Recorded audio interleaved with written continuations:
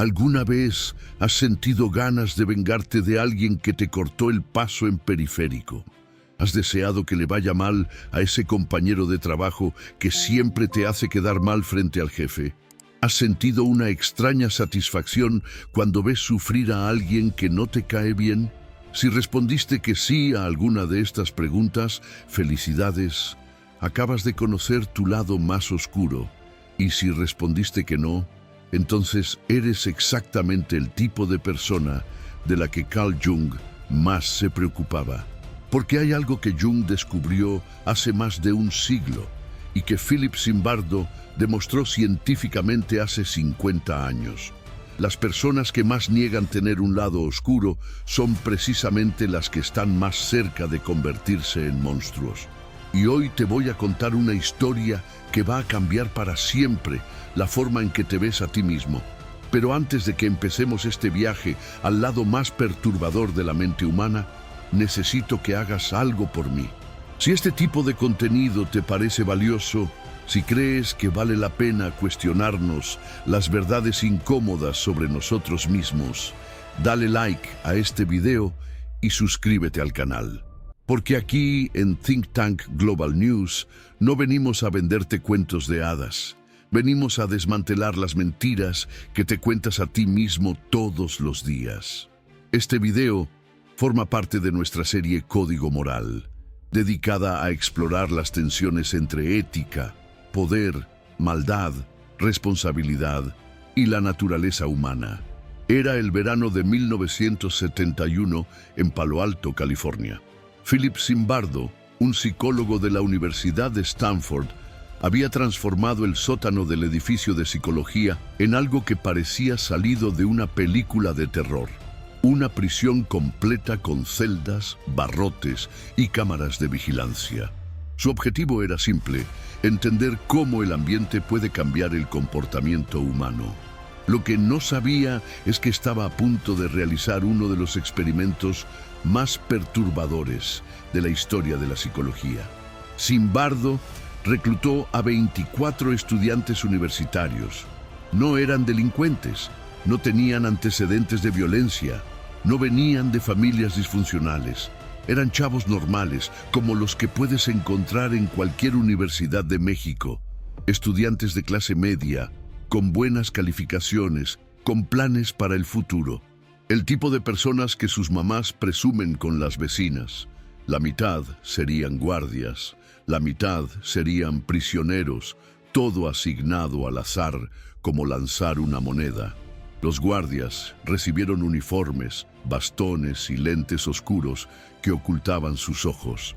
Los prisioneros fueron despojados de su ropa, fumigados con spray desinfectante como si fueran animales, y se les asignaron números en lugar de nombres. Prisionero 406, prisionero 819, prisionero 8612. Y aquí es donde quiero que participes activamente en esta reflexión. Deja un comentario ahora mismo y dime, si fueras uno de esos estudiantes, ¿qué crees que habrías hecho? ¿Crees que habrías sido un guardia justo o un prisionero que mantiene su dignidad? Porque te adelanto algo, estadísticamente hablando, hay un 65% de probabilidad de que te equivoques completamente sobre ti mismo. El primer día transcurrió con relativa normalidad. Los guardias se tomaron su papel con cierto sentido del humor. Los prisioneros cooperaron pensando que todo era parte del juego. Pero el segundo día comenzó la transformación. Un grupo de prisioneros se rebeló, quitando sus gorros de papel y barricándose en sus celdas. Y ahí fue cuando los guardias mostraron su verdadera naturaleza. Dave Eshelman, uno de los estudiantes asignados como guardia, decidió que necesitaba enseñarles una lección a los prisioneros rebeldes. Comenzó a despertarlos en medio de la noche, los obligaba a hacer flexiones hasta el agotamiento, los forzaba a cantar canciones humillantes. Pero lo más perturbador de todo no eran sus acciones, sino su justificación. Estoy haciendo mi trabajo, mantengo el orden. Otro guardia, conocido como John Wayne por su actitud sádica, inventó castigos cada vez más creativos. Obligaba a los prisioneros a limpiar los retretes con sus propias manos. Los hacía simular actos sexuales entre ellos. Los encerraba desnudos en un armario que llamaban el hoyo. Y cuando el experimento terminó, cuando se quitó el uniforme y regresó a ser un estudiante universitario normal, dijo algo que todavía me da escalofríos. Fue divertido, me gustó tener todo ese poder, pero la transformación no ocurrió solo en los guardias. Los prisioneros también cambiaron, pero en la dirección opuesta. El prisionero 8612, un chavo que había entrado al experimento lleno de confianza y determinación de no dejarse, comenzó a mostrar síntomas de colapso emocional después de solo 36 horas. Gritaba, lloraba y repetía una y otra vez: "No puedo más, sáquenme de aquí". Tuvo que ser liberado del experimento. Otro prisionero, el 819, desarrolló un odio tan profundo hacia su número que cuando los otros prisioneros comenzaron a corear "prisionero 819, es un mal prisionero", él mismo comenzó a creérselo. Se convirtió en su propio enemigo. El experimento, que estaba planeado para durar 2 semanas, tuvo que cancelarse después de solo 6 días.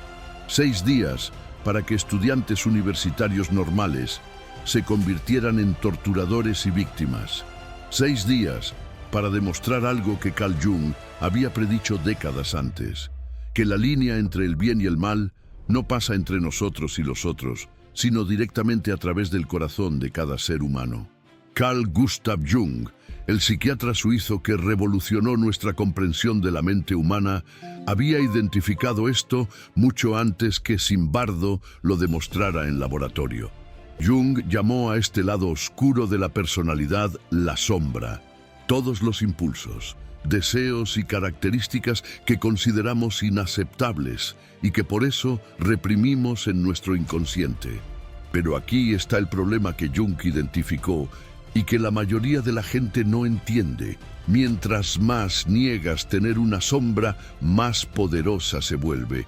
Es como tratar de mantener una pelota de playa bajo el agua. Mientras más presión ejerces para mantenerla sumergida, más violentamente sale disparada cuando finalmente se escapa de tu control. Jung lo explicó de esta manera: no se vuelve iluminado imaginando figuras de luz, sino haciendo consciente la oscuridad. El problema de nuestra sociedad, especialmente en una cultura como la mexicana, donde tanto valoramos ser buena gente, ser familia, ser unidos, es que nos enseñan desde pequeños a reprimir cualquier impulso que no sea socialmente aceptable. ¿Sientes envidia de tu primo que se fue a Estados Unidos y ahora presume su casa nueva en Facebook? Reprímelo. ¿Te molesta que tu hermana sea la consentida de mamá? No lo digas. ¿Quieres que tu jefe incompetente se vaya al carajo? Sonríe y aguántate. Toda esa rabia, esa envidia, esa frustración no desaparece. Se acumula en tu sombra, esperando el momento perfecto para salir. Y cuando Jung hablaba de esto, no lo hacía desde la teoría, lo había vivido en carne propia. Durante la Primera Guerra Mundial, Jung comenzó a experimentar lo que él llamaba visitas del inconsciente. Veía figuras siniestras, escuchaba voces, tenía pesadillas tan vívidas que llegó a cuestionar su propia cordura. Pero en lugar de huir de esa experiencia o medicarla hasta que desapareciera, Jung hizo algo revolucionario. Decidió estudiarla. Se dio cuenta de que todas esas figuras oscuras, todas esas voces perturbadoras, representaban partes de sí mismo que había negado durante años. Su ambición desmedida, su arrogancia intelectual, su desprecio secreto por las personas que consideraba menos inteligentes que él. Al enfrentar estos aspectos de su personalidad, en lugar de negarlos, Jung logró integrarlos conscientemente y controlarlos. Esto es lo que Jung llamó el proceso de individuación, el camino hacia convertirse en una persona completa, que incluye tanto la luz como la sombra de la personalidad. Pero para la mayoría de las personas, este proceso es demasiado aterrador. Es más fácil seguir creyendo que somos completamente buenos y que la maldad viene de afuera. Charlie Munger, el socio de Warren Buffett y uno de los grandes pensadores sobre el comportamiento humano, estudió los mismos fenómenos, pero desde una perspectiva diferente. Munger identificó lo que él llama los sesgos cognitivos, atajos mentales que nuestro cerebro usa para tomar decisiones rápidas, pero que frecuentemente nos llevan por el camino equivocado.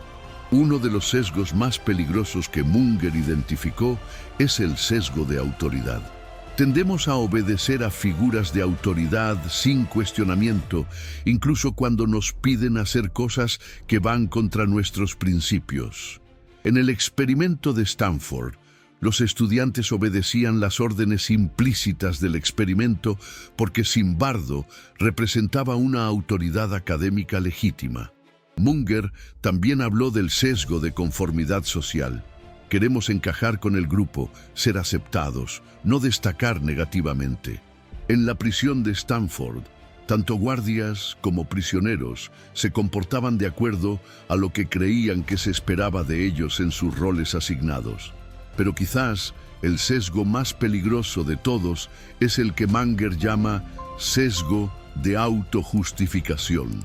Una vez que empezamos a comportarnos de cierta manera, nuestro cerebro inventa razones para justificar ese comportamiento, sin importar qué tan inmoral sea. Los guardias de Stanford no se veían a sí mismos como torturadores. Se veían como mantenedores del orden, como educadores duros, pero necesarios. Munger lo resumió perfectamente. El ser humano es una máquina de racionalización. Puede justificar cualquier cosa para sí mismo si tiene suficiente motivación para hacerlo. Y esa capacidad de autojustificación es exactamente lo que permite que la sombra actúe sin que la persona se dé cuenta de que se ha convertido en aquello que una vez despreciaba. Ahora bien, esto no son solo teorías abstractas de psicólogos muertos. Esto está pasando a tu alrededor todos los días. Piensa en las redes sociales. ¿Cuántas veces has visto a personas que conoces en la vida real, gente que es educada, respetuosa, familiar, convertirse en verdaderos monstruos cuando escriben comentarios en Facebook o Twitter? La pantalla les da anonimato, la distancia les quita empatía y la validación del grupo les da justificación. Es el mismo mecanismo que Jung y Zimbardo identificaron, pero en versión digital. Tu tía, que en las posadas es la más dulce del mundo, puede convertirse en una máquina de odio cuando comenta en publicaciones políticas, no porque sea mala persona, sino porque las condiciones son perfectas para que su sombra tome control. O piensa en tu trabajo.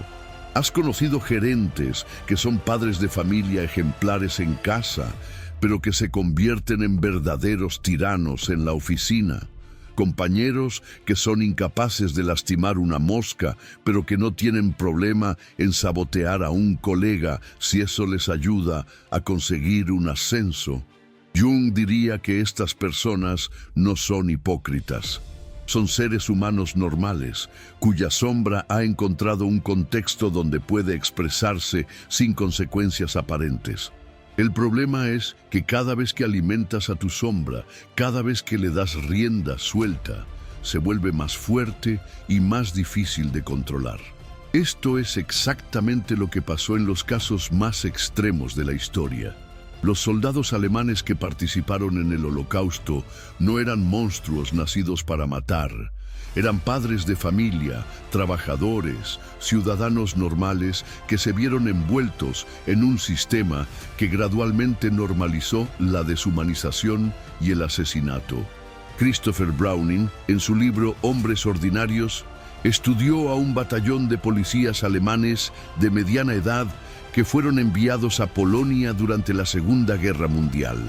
Estos hombres, demasiado viejos para el ejército regular, tenían trabajos civiles como carpinteros, conductores, empleados. No eran nazis fanáticos, Pero cuando les ordenaron matar judíos, el 90% de ellos lo hizo.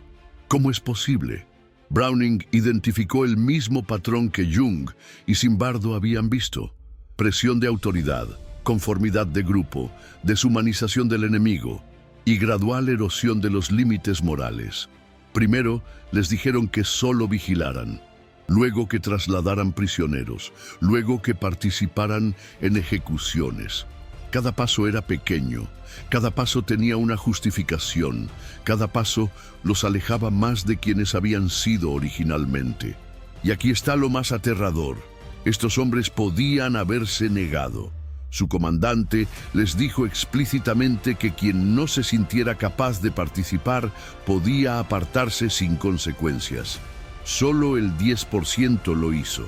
El resto eligió participar, no porque fueran malvados, sino porque la presión social de no quedar mal frente a sus compañeros era más fuerte que sus principios morales. Este mismo patrón se repitió en Ruanda en 1994, cuando vecinos hutus que habían vivido en paz con sus vecinos tutsis durante décadas tomaron machetes y los masacraron. Se repitió en la antigua Yugoslavia, donde serbios, croatas y bosnios que habían sido amigos se convertirían en enemigos mortales. Se repitió en Abu Ghraib, donde soldados estadounidenses torturaron prisioneros iraquíes. El denominador común no es la nacionalidad, ni la religión, ni la ideología política. El denominador común es la condición humana. Todos tenemos una sombra, todos somos capaces, bajo las circunstancias correctas, de cometer actos que en circunstancias normales nos horrorizarían. Pero Jung no nos dejó en la desesperación, nos dio una salida. Jung descubrió que las personas que logran integrar conscientemente su sombra, que reconocen y aceptan sus impulsos oscuros sin negarlos, pero también sin actuar según ellos automáticamente, son mucho menos propensas a ser controladas por circunstancias externas. El proceso que Jung llamó individuación no se trata de eliminar la sombra. Se trata de conocerla tan bien que puedas elegir conscientemente cuándo y cómo actuar. Se trata de pasar de ser una víctima de tus impulsos inconscientes a ser el director consciente de tu propia vida. Jung desarrolló varias técnicas para este proceso. Una de las más poderosas es lo que él llamó la confrontación con la sombra. Consiste en identificar conscientemente qué es lo que más te molesta de otras personas, porque según Jung, aquello que más odiamos en otros generalmente existe en nosotros de forma reprimida. Piénsalo, esa persona que no soportas porque siempre interrumpe cuando hablas, ¿será que tú también tienes la tendencia a interrumpir pero la reprimes? Ese compañero de trabajo que odias porque se lleva todo el crédito, ¿será que tú también tienes ambiciones desmedidas que no te atreves a reconocer? Esa familiar que no toleras porque siempre habla de dinero, ¿será que tú también tienes una relación complicada con el dinero que prefieres negar? Jung lo explicaba así: todo lo que nos irrita de otros puede llevarnos a un entendimiento de nosotros mismos. Nuestras reacciones emocionales más fuertes generalmente apuntan directamente a nuestros puntos ciegos psicológicos. Otra técnica que Jung usaba era el análisis de sueños, especialmente las pesadillas. Jung creía que los sueños son la forma en que el inconsciente trata de comunicarse con la mente consciente. Las figuras amenazantes en nuestros sueños, los monstruos que nos persiguen, los escenarios donde nos comportamos de maneras que nos avergüenzan, no son solo productos aleatorios de la actividad cerebral nocturna. Son representaciones simbólicas de aspectos de nosotros mismos que hemos reprimido. Jung también practicaba algo que llamaba imaginación activa. Consistía en dialogar conscientemente con las figuras que aparecían en sus sueños o fantasías, especialmente las que le causaban miedo o repulsión. En lugar de huir de estas imágenes perturbadoras, Jung las invitaba a hablar, les preguntaba qué querían, qué representaban, qué mensaje traían. A través de este proceso, Jung descubrió que muchas de las figuras que inicialmente parecían amenazantes, en realidad llevaban información valiosa. La figura del anciano sabio pero cruel representaba su tendencia a ser condescendiente con los demás. La figura del ladrón representaba su deseo reprimido de tomar atajos. La figura del asesino representaba su rabia reprimida hacia ciertos pacientes. Al hacer conscientes estos aspectos de su personalidad, Jung pudo elegir cómo relacionarse con ellos. Ya no lo controlaban desde las sombras, ya no se proyectaban inconscientemente en otras personas. Se habían convertido en herramientas que Jung podía usar conscientemente cuando era apropiado. Charlie Munger, desde su perspectiva más práctica, desarrolló lo que él llama listas de verificación mental para evitar caer en los sesgos cognitivos que nos hacen vulnerables a nuestra sombra. La primera regla de Munger es siempre preguntarse: ¿qué intereses tengo en creer lo que creo? ¿Estoy justificando esta decisión porque realmente es la correcta o porque es la más conveniente para mí? La segunda regla de Munger es buscar activamente evidencia que contradiga nuestras creencias. Si crees que eres una persona completamente justa, busca ejemplos de veces en que no fuiste justo. Si crees que siempre actúas por principios, busca ejemplos de veces en que actuaste por conveniencia. Esta práctica, que Munger llama inversión, es dolorosa pero esencial para mantener contacto con la realidad. La tercera regla de Munger es nunca tomar decisiones importantes cuando estás bajo presión emocional intensa. La sombra se alimenta de estados emocionales extremos. Cuando estás muy enojado, muy asustado, muy emocionado o muy presionado por tiempo, es cuando eres más vulnerable a tomar decisiones que normalmente reconocerías como incorrectas. Munger también recomienda lo que él llama el test del periódico. Antes de tomar cualquier decisión cuestionable, pregúntate si estarías cómodo viendo esa decisión publicada en primera plana del periódico local con tu nombre y foto. Si la respuesta es no, probablemente es una decisión que está siendo influenciada por tu sombra. Pero quizás la estrategia más poderosa que tanto Jung como Munger recomendaban es desarrollar lo que los filósofos llaman humildad intelectual. La capacidad de admitir que puedes estar equivocado, que no sabes todo, que tienes puntos ciegos, que eres capaz de autoengaño. La humildad intelectual es lo opuesto a la arrogancia que alimenta a la sombra. Cuando admites conscientemente que tienes limitaciones, cuando reconoces que puedes tener sesgos, cuando aceptas que podrías estar equivocado, crear un espacio mental donde puedes observar tus propios procesos de pensamiento desde cierta distancia. Esta capacidad de autoobservación es lo que los psicólogos modernos llaman metacognición, pensar sobre tu pensamiento.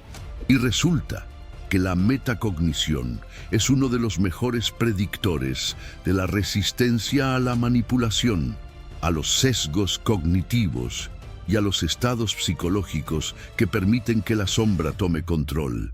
Las personas con alta capacidad metacognitiva son menos propensas a seguir órdenes ciegas de autoridad, menos susceptibles a la presión del grupo, menos propensas a deshumanizar a otros y más propensas a actuar de acuerdo a sus valores auténticos, incluso cuando es difícil o impopular. Ahora, todo esto puede sonar muy abstracto, muy teórico, pero la realidad es que estos principios tienen aplicaciones muy concretas en tu vida diaria. Cada vez que sientes un impulso fuerte de venganza, cada vez que quieres humillar a alguien que te hizo sentir mal, cada vez que sientes ganas de aprovecharte de una situación donde tienes poder sobre otra persona, tu sombra está tocando a la puerta.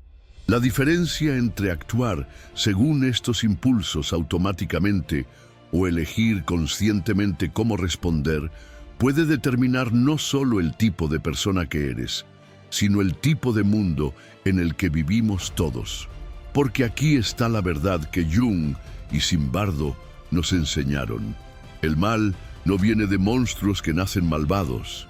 El mal viene de gente normal, que toma pequeñas decisiones incorrectas, que se justifica a sí misma, que gradualmente normaliza lo inaceptable, que permite que las circunstancias dicten su comportamiento en lugar de elegir conscientemente cómo actuar. Pero también nos enseñaron que tenemos una opción. Podemos elegir conocer nuestra sombra en lugar de negarla.